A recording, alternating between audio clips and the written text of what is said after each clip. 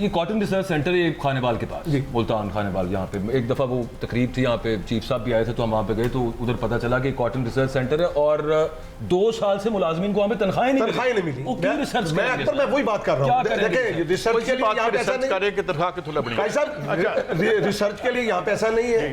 یہاں پہ 0.1 یا 2% جو ہے وہ آپ کے ریسرچ کا. میں یہ کہتا ہوں یہ دیکھیں پیداوار بڑھانے کی ضرورت ہے. بنیادی طور پر حکومت کو جن چیزوں کی طرف توجہ دینی چاہیے، بیج اچھے سے اچھا جو ہے وہ باہر سے لے کے آئیں اور وہ اس سے جو ہے جہاں پہ میری 40 من آتی ہے اس وقت جو گندم کی، وہاں 80 من ہو سکتی ہے. اگر ریٹ کم بھی ہوگا تو میں وہ بھروں گا.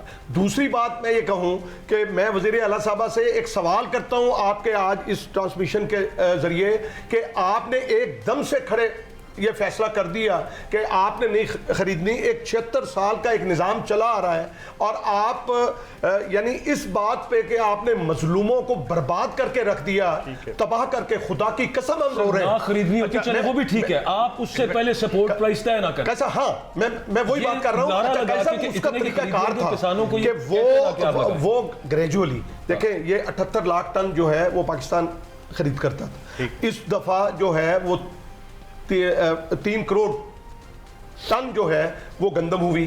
آپ کی اگر بڑھ گئی، میں کہتا ہوں کہ ایک یورپی ممالک ایسا بھی ہے جہاں پہ گندم سرپلس ہو گئی، کسان سڑکوں پہ آئے، انہوں نے کہا جی کہ آپ گھبرائیں نہیں، ہم گندم خرید کریں گے. میں آپ کی طرف آتا ہوں. ڈاکٹر کیس بڑی دیر سے خاموش ہے. ڈاکٹر صاحب میں ذرا ایک سوال آپ کے دل کے قریب کرتا ہوں. بھئی ہم یہ کام کیوں کریں؟ یہاں 2-3 اولیگارکیز ہیں، وہ اقتدار میں ہیں، کسی کو وہ اندر گھسنے نہیں دیتے. اگر گھس آتا ہے اور شک پڑتا ہے کہ یہ کوئی کام ٹھیک نہ کر لے، اسے اندر کر دیتے ہیں. اچھا تو کیوں کریں گے ہم؟ وین یو نو ایک گروپ ہے، 2-4 خاندان ہیں اور ان کو کوئی انڈسٹری لگانے کی ضرورت نہیں ہے اور ان کے پاس اگر مال دیکھیں تو یہ جو 16-17 ارب ڈالر کی شاپنگ ہوتی ہے پراپرٹی کی. Why would they do all these reforms? Why? انہوں کی لوڑ ہے، حکومت بھی چل رہی ہے، بادشاہی بھی انہوں نے دی ہے. یہ خیال ہے؟ I agree. میں نے تو پہلے کہا ہے کہ یہ فیصلہ کریں کہ یہ ایسٹ انڈیا کمپنی کی طرح چل رہی ہے جیسا یہ کہہ رہے ہیں، یا ہم نے سلیو سوسائٹی بنانی ہے کہ ہر چھوٹے کسان کی زمین خرید کے ہم نے شہریوں کو بیچ دینی ہے اور اس کے بچوں کو سڑک پہ بھیک منگوانی ہے.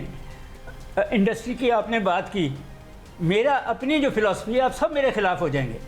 وہ یہ ہے کہ اگر انڈسٹری یہاں لگ گئی تو یہاں کے 5 مرلے سے اوپر والے گھروں کو ملازم نہیں ملیں گے کیونکہ وہ ان کو تو اچھی تنخواہ پہ انڈسٹری میں چلے جائیں گے. سو یہ سوچی سمجھی اس ملک کو نیچے لے جانے کی ہیں کہ یہاں سے لوٹو. انگلینڈ، آسٹریلیا، کینیڈا اور یو اے میں یہ آ گیا ہے نا، دبئی لیک بھی، پناما لیک بھی، یہی لوگ ہیں نا. 3% GDP کا حصہ فوڈ پیدا کرتی ہے ایگریکلچر، 3% GDP کا حصہ کیش کراپ پیدا کرتی ہے اور 2% GDP کا حصہ مائنر کراپس پیدا کرتی ہے. دس از 8%. کون سی بیک بون کی بات آپ کر رہے ہیں؟ باقی تو ساری ہارٹی کلچر اور میٹ اور وہاں سے آ رہا ہے جو 23% کا باقی حصہ ہے.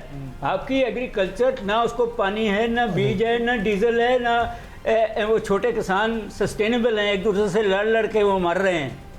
سوچ ہی نہیں ہے اس ملک میں.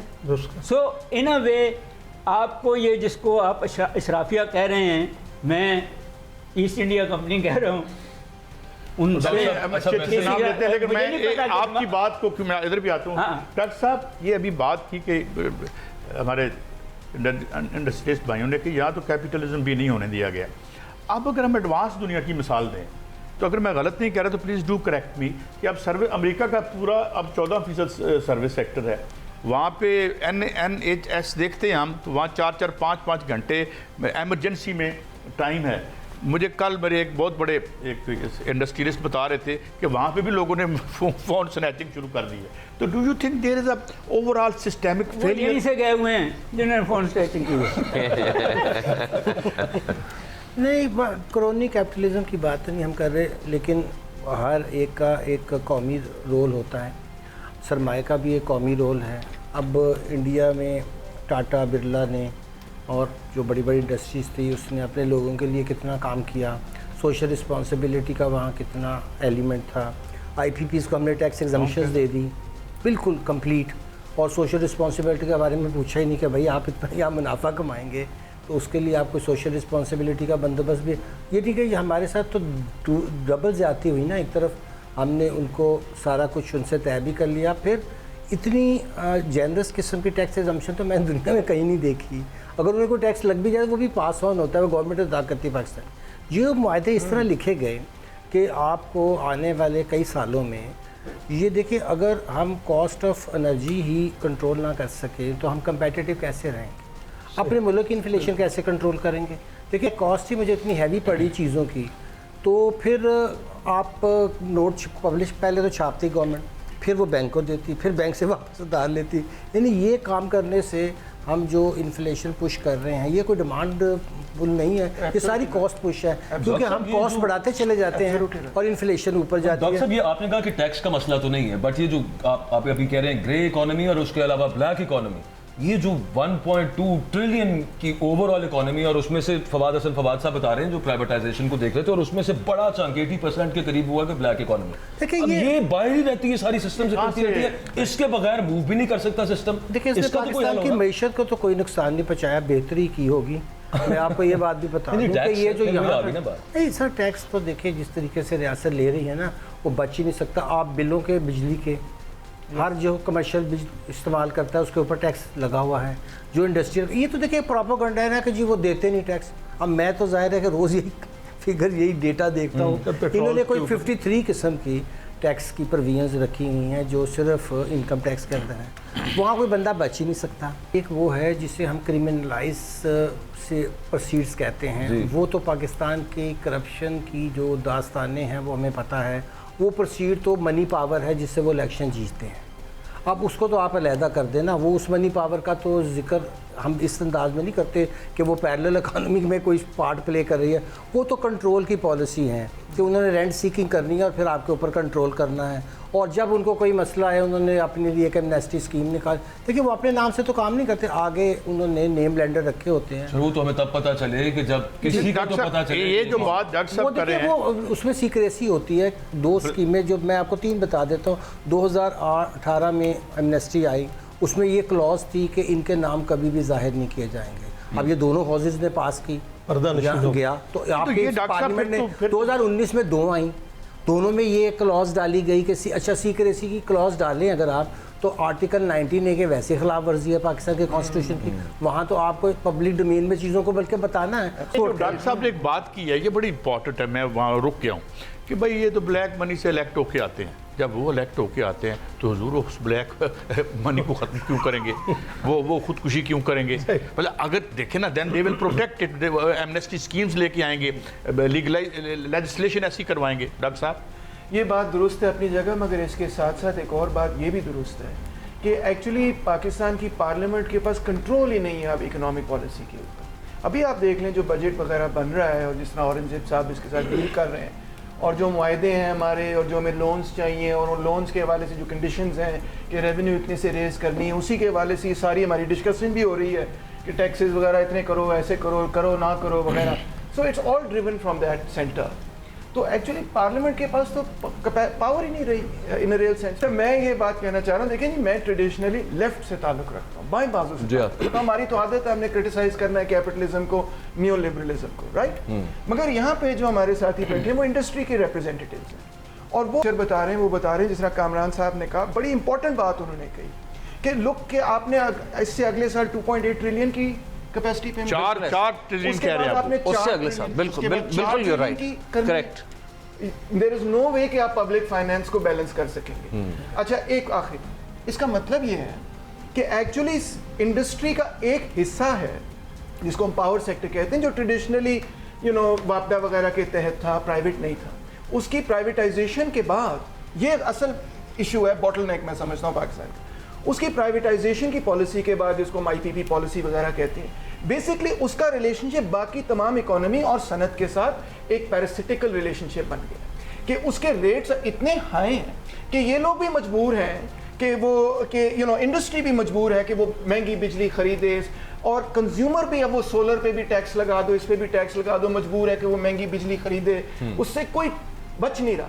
اور نمبر ون باقی ساری چیزیں اگر آپ نہ بھی چینج کریں نا, اگر اس بجٹ میں آپ یہ چیز چینج کر دینا کہ you are paying money to I P Ps for buying nothing. دنیا میں کہیں ہوتا ہے 60% کیپیسٹی پہ. ایگزیکٹلی میں آپ سے کوئی چیز خرید بھی نہیں رہا ہوں, لیکن اور میں آپ کو ٹریلینز دے رہا ہوں, بڑا دلچسپ اور ساری انڈسٹری پکا کام کیتا ہے وہ آپ کو عدالتیں اس میں نوٹس نہیں لے سکتی. ساری انڈسٹری چیخ رہی ہے کہ ہماری صنعت تباہ. اچھا آپ دیکھیں نا, دایاں بایاں بازو آج ایک بات پہ متفق ہو گئے, وہ یہ کہ بجلی مہنگی ہے, اور جو اس کو آپ نے اس کو کیا تھا ان بنڈل کیا تھا, تو یہ جو کاشف بھائی یہ جو تھا کہ government has no business to do business, government India میں جسے نیرووین سوشلزم کہتے ہیں, انہوں نے پروٹیکشن دی, ٹاٹا بنایا, برلا بنایا, آج وہ تیسری چوتھی پانچویں بڑی اکانومی بن گئے.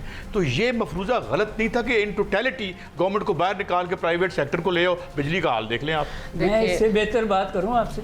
جی پلیز. یہ پچھلے 40-50 سال میں چائنا نے کیپٹلزم اور سوشلزم کو ملا کے پاورٹی بھی دور کر دی, سیکنڈ لارجسٹ اکانومی بن گئے. ٹھیک ہے. انڈیا نے صرف کیپٹلزم لیا, 5th لارجسٹ اکانومی بن گئے, 604 ملین بلو پاورٹی لائن رکھے. تو آپ خود ہی دیکھ لیں. جی میں اسی پہ آتا ہوں. میں یہ نہیں کہتا کہ بھئی ایکسٹریم لیفٹ الٹرا لیفٹ چلے جائیں, لیکن یہ جو الٹرا رائٹ ہم گئے ہیں اس نے بھی تو بیڑا غرق کر دیا. نہ آپ نے رائٹ جانا ہے, نہ آپ نے لیفٹ جانا ہے, آپ نے اسٹریٹ جانا ہے. اور یہی ہمارا سب سے بڑا مسئلہ ہے کہ ہماری ہر 5 سال کے بعد ایک جب 5 سال کی حکومت آتی ہے تو وہ لیفٹ چلی جاتی ہے, اور جب اگلی 5 سال کی حکومت آتی ہے وہ رائٹ چلی جاتی ہے. اگر ہمارے ملک کا consistency and continuity of policies ہی صرف ہوں, باقی ممالک میں حکومتیں بدلتی ہیں, پالیسیز نہیں بدلتی. ہمارے یہاں پالیسیز بدلتی ہیں. کبھی ہم کہتے ہیں کہ ہم نے امپورٹ کو بہت زیادہ عام کرنا ہے, پھر ہم کہتے ہیں نہیں ہم نے ٹریڈنگ کو عام کرنا ہے, پھر ہم کہتے ہیں نہیں ہم نے اس وقت انڈسٹری کو بہت زیادہ عام کرنا ہے.